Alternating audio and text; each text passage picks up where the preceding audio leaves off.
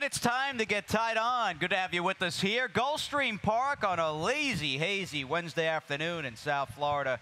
Jason Blewett joined by the man, the myth, the legend, the great Ron Nicoletti before your annual Preakness trip. I'm glad we got you today. Yeah, we're going to be heading out tomorrow, and of course we got the draw for the Preakness coming up at 5 o'clock today. Looks like it's going to be one fantastic weekend of racing up there at our sister track, Pimlico, but got lots of nice racing here too. Indeed we do. 14 races in all, and early along. A great day though at Pimlico for Preakness 142, 10:30 a.m. that first post. Preakness will go off on NBC at about 6:48 p.m. You got a couple of seven-figure guaranteed multi-race wagers on the card, including the pick 5 for $1 million and $2 million, the minimum in that late pick 4. Both of those wagers cashing out with the Preakness and your typical Preakness program at Old Hilltop, one that is certainly dominated by stakes races, top jockeys, top trainers, always dreaming, facing what is supposed to be,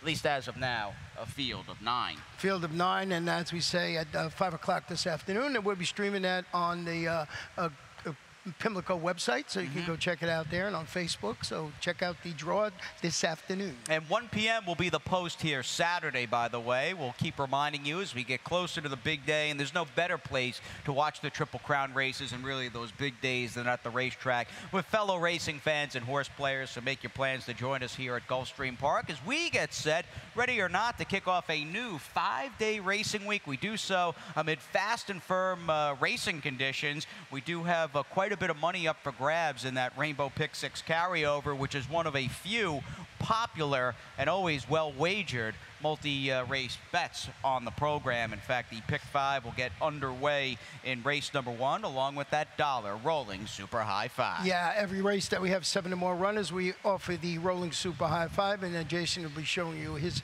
pick 5 tickets in just a couple of moments. And you mentioned the Rainbow 6 getting up there. It's over $200,000, actually approaching 225, and it'll go up to way over 300,000. Yeah, we'll see how much fresh money gets put into the pool, as race number 4 is the starting point of that bet that'll take us through race number 9, and that'll be the cash out as well of the late pick 5 that gets underway in earnest in race number 5 with a 50-cent minimum play. In fact, gave out a couple of pick 5s, and in fact, we are going to. I gave it to the boys and gals up in the control room in the TV truck, and let's let the world know what it's going to take. The winning combination to take down Gulfstream Park's Wednesday early pick 5, just an $8 play. We are going to anchor the ticket with the 5. Roll It Gals, coming out of a good second place finish.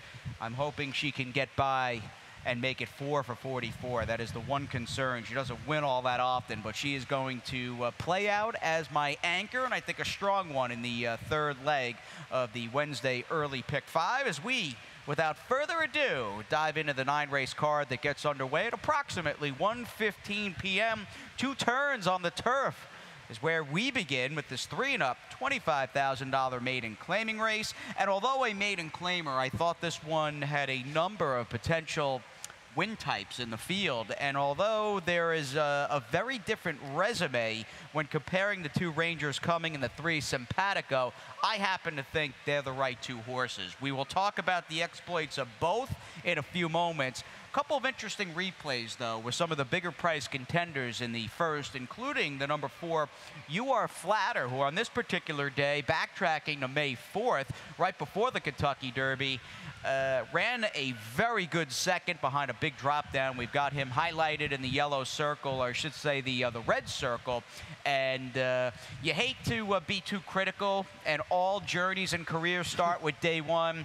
You kind of got the inexperienced bug boy ride here, blowing this race open at around the 3/8 pole. Yeah, he had a 5-length lead that he did not need to have early on in the race, and as you mentioned, got that. And he just whipping and driving on that horse and did not last there. So we'll see. You know, he was second that day, and maybe with a little kinder rating on the front end, he would have got the job done.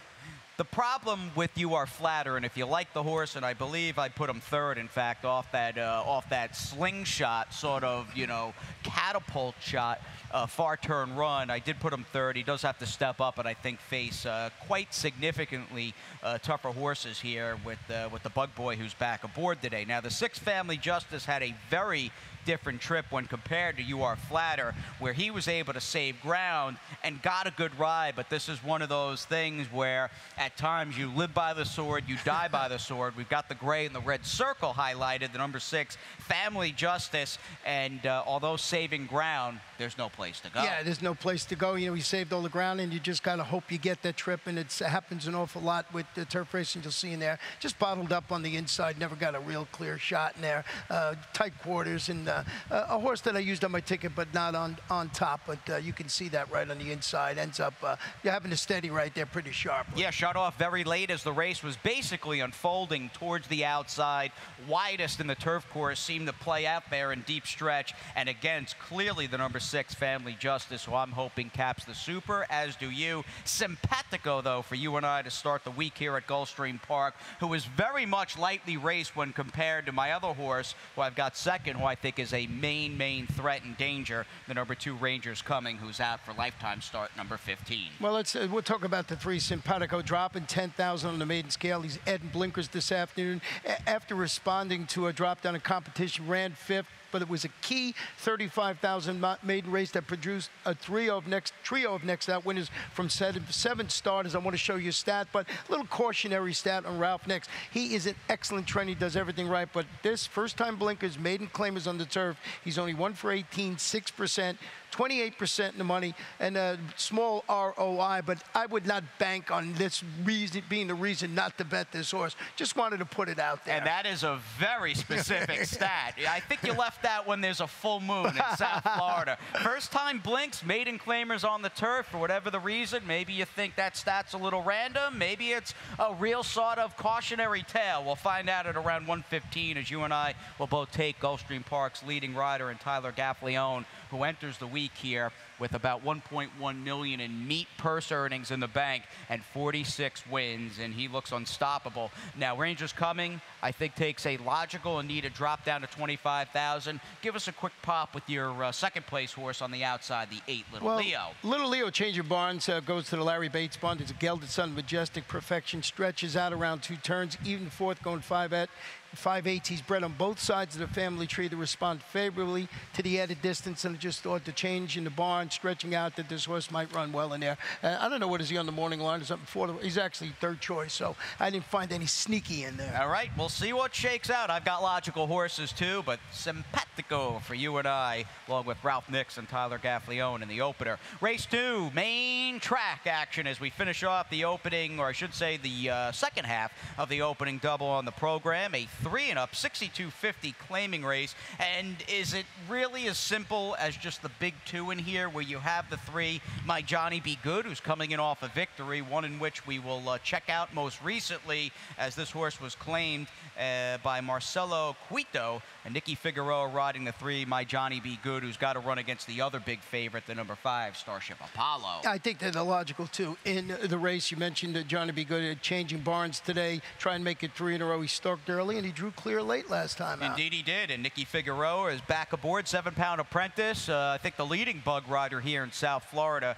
as we look at this 5-year-old son of Colonel John, who most recently on April 14th bested a 4-5 favorite in Lil Meatball. My Johnny Be Good does bring that early speed to the party, likely to play out as the potential inside speed when squared off early against the 4 Where's That Cat. Now, as far as the number 5 horse, Starship Apollo, he'll run off the claim. Taken away from Safi Joseph Jr., he's got Gilberto Zerpa in his corner. Yeah, this one, moved to that barn, turns back to 5.5 furlongs due for the lead. Finished 3rd, beating the length against Similar. Want to show you a stat on Gilberto Zerpa. First start after the claim, low-level claimers on the dirt right here at Gulfstream Park. 7 for 27, pretty good numbers, 26%, 41% in the money. About an even ROI. Does an excellent job first off the claim. All righty, as Misael Jaramillo has the call in race number 2. On to the 3rd here as the Wednesday card goes full steam ahead. We'll stretch out a furlong. They'll break way down the backstretch on this big main track at Gulfstream Park. 1 mile is the distance of this 3 and up Philly Mare 62.50 claiming race, in which I am going to anchor that early pick 5 play with the 5 Roll It Gal.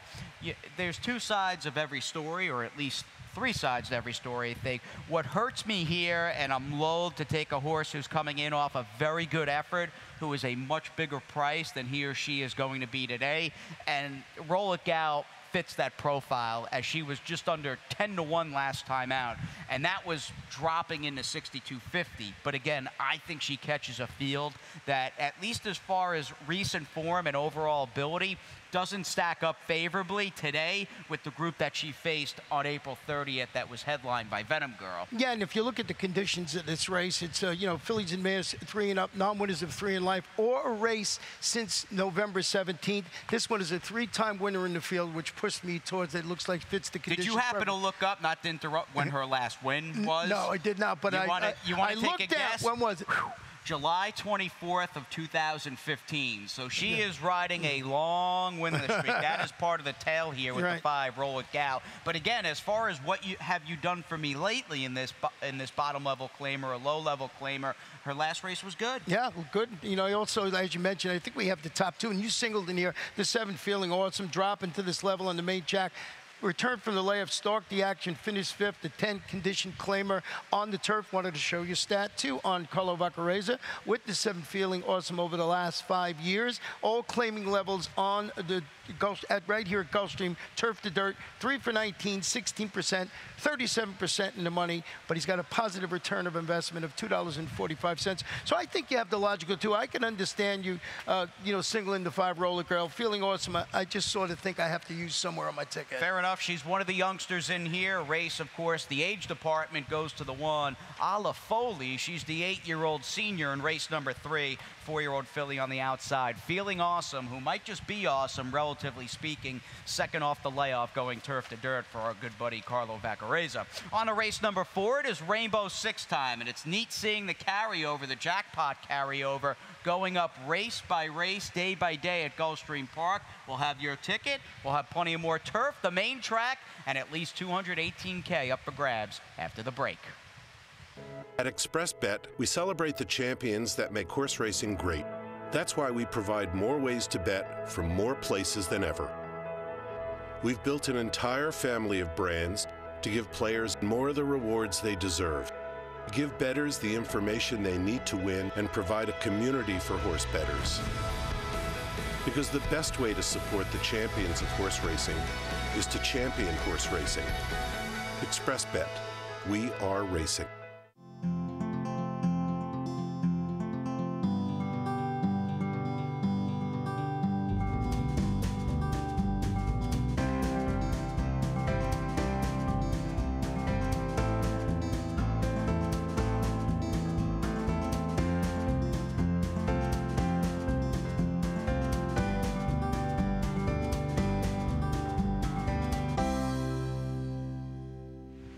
Welcome back to Gulfstream today. Just about to get into our half-mile run on the show here. I'd say hitting the bend of the far turn as the first 3 are down. The final 6 are forthcoming, fast and firm on a warm Wednesday afternoon in Hallandale Beach. And what's your Rainbow 6 play looking like? I'm going to show it to you right now, and I did go 3 deep in this first leg, and you see the progression, $43.20 for me, and could not find that single, but really like a horse in race number 8, and that is the number 6 horse. We'll talk about that when we get to it, but $43.20 for me, and we mentioned going to be about 300,000 or more in that pool today. Now, many people playing the Rainbow 6 to get through this first leg, and make no mistake, it's a case of surviving. Each subsequent leg will be focused in on the 7-star contender, who was aptly named in his most recent start on April 12th. Off the claim that afternoon for trainer Ralph Nix. I think any way you slice a front-running score with this 7-year-old who's kind of found the fountain of youth of late, it was a big effort for trainer Ralph Nix, one in which we'll look at as he does his thing on the front end. Yeah, you know, ridden today by of course, Tyler Gaffney, his go-to ride, and I just thought it was a really good performance. He tried to make it 2 in a row this afternoon, and you know, just a great run for this level of competition last time out. With that said, when this race crosses the wire, I'm going to try and beat him with the 1 favorite there. But that'll come in the second after this horse cruises under the wire. Makes me think maybe I should have flip-flopped these top 2 picks. I don't know. This horse was very good. Was the reason or the main reason you took a small shot against him, at least as far as the wind end goes? Are you worried about the pace with this horse? Yeah, you know, the 1 favorite is going to, apart from the rail, he's going to drop to this level. He's going to sit that stalking trip behind the abundance of need-to-lead types in the field. The trainer is Lydia Curtinez, a strong finisher. Luca Panici named on the three-time local turf winner. Tyler Gaffalione, of course, is going to stick with Star Contender, but Favorite Air, I think, sits the trip. I saw a lot of speed in here. Now, and Star Contender might just be best. He can rate, and he's run well stalking the pace. He might be at his best when he's really out there sort of in that lawnmower fashion and having his hooves rattling over the turf course. That might be the biggest concern, but Favorite Air has been running against some very good horses here. It's a nice matchup between the 2 of them in race number 4, and you'll look to the 2, JoJo's Dream, to finish things out in your try from post 2. Yeah, Speedy Son of Discreetly Mud. He's making his first start. He went up, he dueled for the lead. He weakened to finish 5th. That was in the 1 mile, $50,000 Little Magician during February. It's Ralph Zadie, solid with this type of layoff. Edgar Zayas named to ride. Best chance is to go to lead, and that's the part of the scenario I saw. What made me lean towards Favorite Air, just a bunch of speed in there. All right, race number 5 on the program, a real pivotal leg in the Rainbow 6, and of course the cash out to the early 5 in the opening leg of the late pick 5. 5th race will be a 2 lifetime 62.53 and up claimer. Go on the main track at 3/4. We'll take a look at my late pick 5 on the card. I think we went $8 worth of plays and spreads in the opening pick 5. We'll go a little richer, up to $12 here. Race number 7 had to come up with the single and kind of did so, being candid about it, did so reluctantly, hoping the 6 Queen Roller can get out of the starting gate today in one piece. She had no chance last time out against a better field. She's down in class, a better break. They've got her to catch. More in her, and of course that group of 3-year-old fillies in the 7th in a couple of moments. For me, though, in race number 5, it's about the 7 Biddo Magic and the 9 Father Love on the outside, and you and I will just take the cold exacted down to the wire here, going turf to dirt. Father Love is the outside runner for Victor Barboza Jr., who's just a man. Start playing around with Formulator. He's got some insane, gaudy, otherworldly stats. Yeah, he does a fantastic job, and this one's going to break from the outside, as you mentioned, stretch out to 3/4 on the dirt. He sits solid early fractions when winning one of those 2 sprints going 5 furlongs. You mentioned Victor Barboza. He's 6 for 16, 38% with recent turf to dirt moves. MSCL Jaramillo handling the surface change this afternoon. I think you got the logical 2 with the 7 Biddo Magic dropping to this level, stretching out to 3/4 of a mile. But I got a pick here that I put in 3rd and 4th, just Kimchi Strike, because trained by a nonagenarian trainer, George Handy. Always got to root for him. I put him a 3rd on the ticket. I think he's got a shot to grab a little bit of the pie. He's an old veteran. Not his first rodeo with the 4 Kimchi Strike. Best of luck, and nice seeing George Handy's name in the program today at Gulfstream Park, a name that I have not seen in quite some time. He's got a 4-year-old by Smart Strike ready to roll there with the Bug Boy who will ride You Are Flatter in race number 1. But 7-9-9-7 for Ron and myself in the 5th. I think they're the right 2. So does Mr. Nicoletti on a race number 6 as we begin the final pick 4 on this sunny and warm Wednesday afternoon at Gulfstream Park with a 3 and up filly and mare. Field of 8 in this $10,000 claimer at 7.5 furlongs. Pete Aiello up studying today's races. A terrific race caller. He got off pretty easy today as far as scratches and changes. There were 2, count them, 2 on today's card, and one of those scratches in this one, the 9 Ventina, is out. That leaves us with the inside 8, and that leaves you and me with the rematch between the 2 Little Shade and the 4 Flying Dude. You prefer the number 2 Little Shade over Flying Dude, and why is that, my dude? Well, I scratched in because Ventina was my best bet of the afternoon, so there was only 2 scratches, but one was very important to me, and that was the number 9 Ventina. I'm sorry. Little Shade is making the 3rd start of her current form cycle. Those pair of frustrating second-place finishes against non-winners of 2 lifetime claimers at the distance, Carlo Vaccarez and Tyler Gaffalione. Got to cure this case of second-itis there. I scratched in. I think maybe the 4 might be the way to go in here, Flying Dude, because Little Shade has this horse just been unlucky, or is it a case of, like I said, second-itis?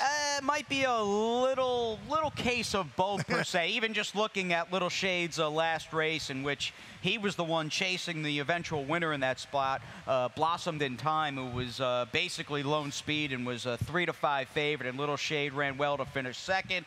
Of the two, I think Flying Dude had the better trip.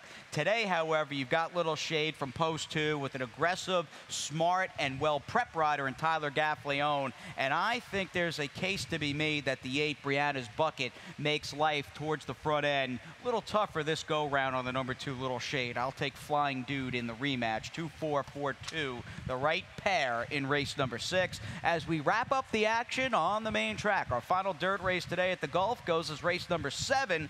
3-year-old fillies in this $50,000 starter allowance optional claiming race. Queen Roller is who I singled in the late pick 5. Again, did so somewhat reluctantly, but looking at her overall body of work and the fact that she was steadily raising her game towards the end of the winter time up until they tried her at 10-1 most recently in the game phase. But you watch the start. Yes, she was a big price, but she lost all chance. We'll take a look. She's the number 7 as we look at the head-on. Yeah, she was almost sat down in there, and she spotted the field 4 lengths that afternoon. And you just got to put a line through that race there. And, you know, as you mentioned, that was in the $75,000 game phase. Have this horse on my ticket. I could understand you singling. We got our selections flip-flopped again as far as the top 2. I went with Rich Mommy, stretching out to 7/8 for the first time. She dueled through swift fractions of 22 flat, 44-3, finished second. That race was really fast. It was timed to 109-1. They went fast early. I thought of that performance that Rich Mommy would get my top pick in here today, but Queen Roller just needs to get out of that starting gate, you know, trouble-free, and she could be right there. Yeah, she's an okay breaker. Not the most alert breaker in the world, but that's the first time she's really been off in such a tangled mess.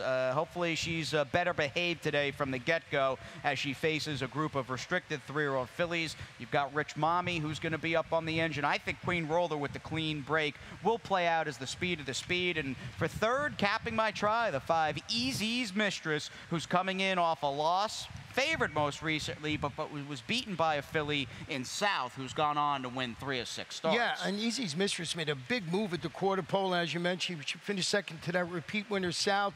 You know, she's in for the $50,000 tag today. Larry Pilati, Miguel Vasquez. Larry Pilati, one of the sharpest trainers here. Always got to respect them. I think you got to have this horse on your try and super ticket without a doubt. Kentucky-bred filly by Easy's Gentleman in race number 7. To the turf we go. Late double is all about the grass, and we'll have a 3-and-up $16,000 field of 8 in race number 8. You could take out the 2 Royal Crusader. For me, meat of the race is down towards the inside post, and I think the 4 recalibrating on a turf course that really seemed to quote-unquote even out Saturday and Sunday. Horses were putting in outside runs, wide runs, and off the pace horses were finishing up strongly and getting their picture taking, and I'm hoping that is the case today with Recalibrating, who is just 1 for 17. That might be the biggest hang-up with the horse, who I think, all things told, the effort here on April 21st, well, the stock goes up a little after running so well behind Little John W. Yeah, we're going to show that right now.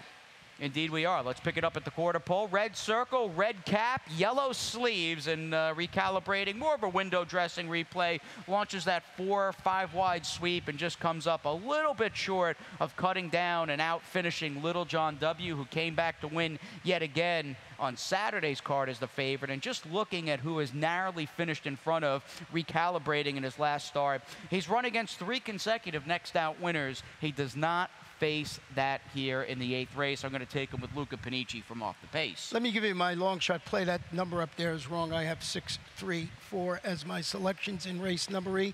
I don't know if I sent them in wrong or not, but Stay in Cruising here is the number 6. Turning back to a mile this afternoon. First start since stalking the pace and finishing 3rd behind a repeat winner called Powerline. That was a 16-2 lifetime claimer going a mile into 16th, March 31st. It's the son of Admiral's Cruise out of a stack mare. Sent off at 52-1 last time out. I think he could score at a price this afternoon. I watched that race very carefully. Think he steps up. He's 15-1 on the morning line. Got him right on top of my ticket. All right, I like it. Stay and cruise. You're getting away from the chalk here on the show late in this Wednesday card. Now, as far as recalibrating, I think he'll run well. You got the one Gear Jammer who picks up Tyler G, one of my old buddies from up north, New York-bred son of Freud, who is just the 1 for 18. He's now with trainer Jose Pinchin. I would imagine Jose, with the work that he did throughout last summer, the fall, and early winter with 3 rules, maybe he's picked up some new clients, and it's nice seeing him with Mark Holliday's Blue Devil Racing. And they've got Gear Jammer, who seems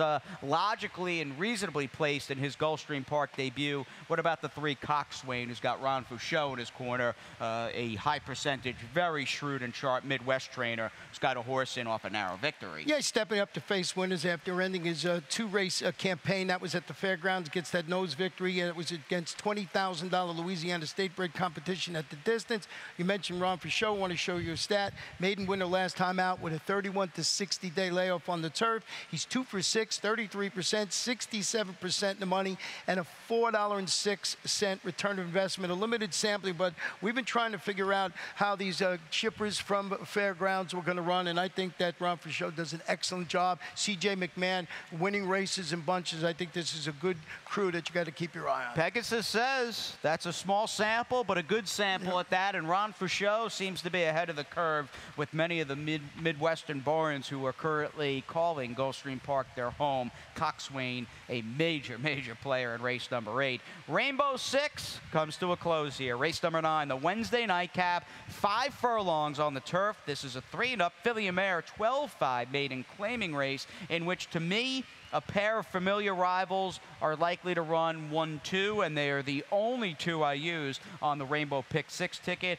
Talking, of course, about the number 2, Ellery Gal, and the number 8, Check Out Gilda, who squared off against each other back on April 27th. Now, this is a race where Ellery Gal, I thought, really had a good trip. She's the number 2. She's down inside with the white saddle towel. On the outside of her is the number 9, Check Out Gilda, who is the one that lost, I mean, sufficiently more ground. She covered way more ground than the number 2 horse, Ellery Gal. Nice job here by Tyler Gaffleone. You see the steadied top of the stretch short comment. It's more, at least in my mind, that she kind of took a step in. Tyler corrected her in a half a stride, and she ran well in this race to finish 3rd. I think she's the better horse when compared to the 2, Ellery Gal. How do you see the rematch between them? I got them both on the ticket, but I split in with the number 9, Dreaming of Rosella, now in the Rashawn Creek barn. This is a daughter of gemologist who shifts to the turf. She got eliminated at the start when she pinballed between horses, was left to fight another day. I think she runs back at a good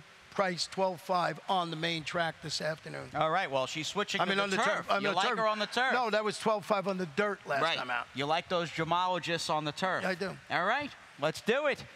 We'll see how his little sneaky second-time starter. Maybe I should have had Dreaming of Rosella up in the 4 spot here. Edgar Zaya sticking around to ride the nightcap, and we're happy about that. We're certainly delighted to have you with us once again at Gulfstream Park. I need to cool down, man. Sitting next to you, boy, oh boy. Temp rises. We'll have Ronnie all day before he says so long, and you'll be at Pimlico. Acacia, of course, at Pimlico as well. We'll have the draw at 5 p.m., Pimlico Racecourse, their website. And, of course, Ron and I, along with track announcer Pete Aiello, with you all day. We'll take a little breather, and Pete will be up next with the second set of Scratches and Changes.